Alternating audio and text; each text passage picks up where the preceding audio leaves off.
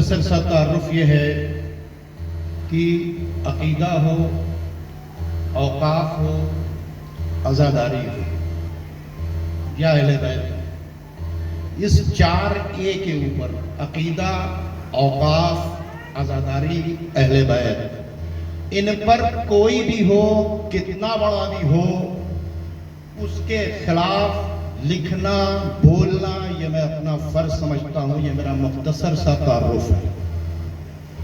चूंकि अकीदे की दिफा निहायत जरूरी है, औकाफ की दिफा निहायत जरूरी है, अहले बैत की दिफा निहायत जरूरी है, आज़ादारी की दिफा निहायत जरूरी है, और इन सब चीजों की दिफा के लिए एक बोर्ड का बनना बहुत जरूरी है, वो भी नेशनल लेवल पर।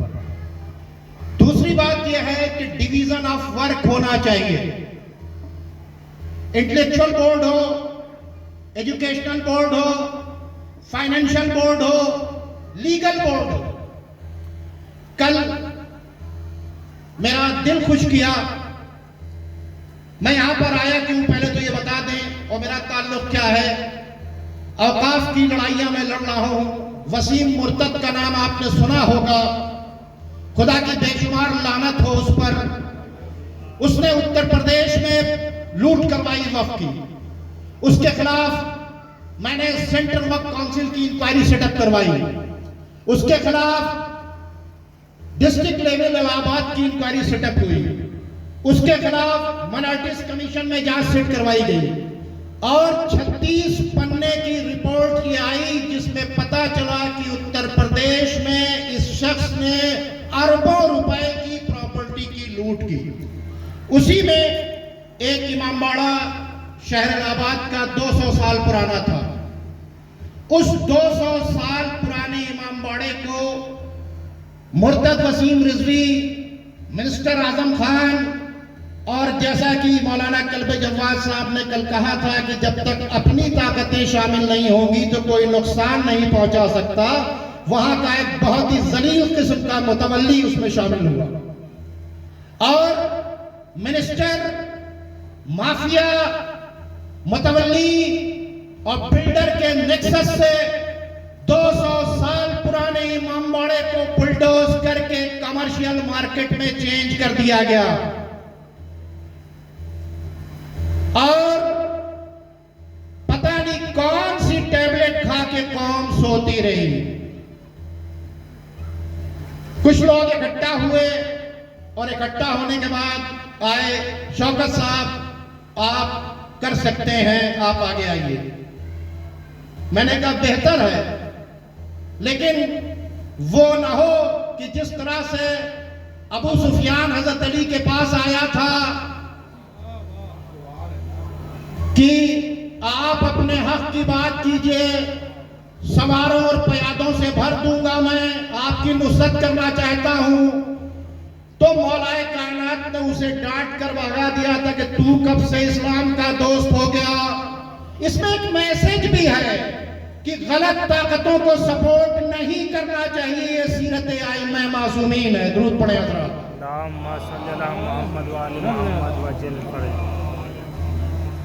अब एक एहतजाज चला और इमामबाड़े के अंदर कसम खाई गई। कहा? इमामबाड़े के अंदर। और क्या कहा गया? हम लोग अपनी जान की बाजी लगा देंगे, ये हो जाएगा, वो हो जाएगा। जब दुश्मन ने देखा कि ये वो आदमी है जो इस आयत पर अमल करने की कोशिश करता है, कुरान की एक आयत है, कालू रब्बुनल्लाह, जिसने कहा अल्लाह हमारा रब है, सुम्मस्तकामू, सिर्फ कहा ही नहीं बल्कि उस पर कायम भी रहा, ततनज़्ज़लु अलैहिमुल मलाइका, फिर उसकी मदद अल्लाह आसमान के मलाइका से करता है। क्योंकि ये आयत मेरे पेशे नजर थी कि अगर सच्चाई पर खड़े हुए हो तो मदद वहां से आएगी। इस आयत के पेशे नजर मैं उसमें खड़ा हुआ। और तीसरे दिन जब माफिया का ऑपरेशन बिल्डअप हुआ और वक्त की बंदरबांट शुरू हुई, तो कुछ लोगों ने मुझसे कहा नहीं नहीं नहीं, प्रोटेस्ट मत कीजिए, रोक दीजिए, बाद मानने के लिए तैयार हैं। मैंने कहा क्या बात मानने के लिए तैयार हैं? उन्होंने कहा कि इसमें से कुछ ले लीजिए, कुछ इमाम बाड़े को कर दिया जाए, कुछ इनको दे दिया जाए। हमने कहा मीटिंग में तो ये बात हुई थी कि अगर इसमें कोई गलत करेगा तो उसको इमाम ज़माना समझेंगे, खातून जन्नत शहजादी कौनैन समझेंगी। वादा आप लोगों ने इमाम बाड़े में किया था, ये तो अब वादे से अलग हट गए।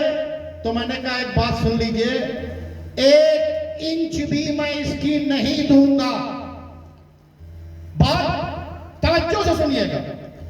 चौथे दिन उसी इमाम बाड़े के अंदर कुछ उलमा और तमाम लोगों ने मिलकर यह फैसला कर दिया गया कि 2 दुकानें और तोड़ दी जाएंगी, बाकी किसको दे दिया जाए? जो 4 माला मंजिल बनी हुई इमारत उनको दे दिया जाए। अब जब ये बात हुई तो उसके बाद हमने कहा कि हमने अहद दिया था कि 1 इंच नहीं छोड़ेंगे। सब साथ हो गए, एक सुलह हो गई। और शर्म की बात यह है कि शाहनशीन पर पेशाब खाना बना हुआ था। 54 दुकानें, दुकानदार पेशाब कहां करेंगे? माज़अल्लाह तौबा तौबा, शाहनशीन के ऊपर एक टॉयलेट बनाया गया था कॉमन। हमने उसको जब देखा किसी ने साथ नहीं दिया तो अकेले लेवल पर एप्लीकेशन दिया। और खुदा भला करे इमाम जुमा मौलाना हसन रजा जैदी साहब का, उन्होंने कहा मैं तुम्हारा साथ दूंगा। मैंने कहा या हम लोग मरेंगे या इसे बचाएंगे। उस बीच हम लोगों ने मौलाना कल्ब जवाद साहब से बातचीत की।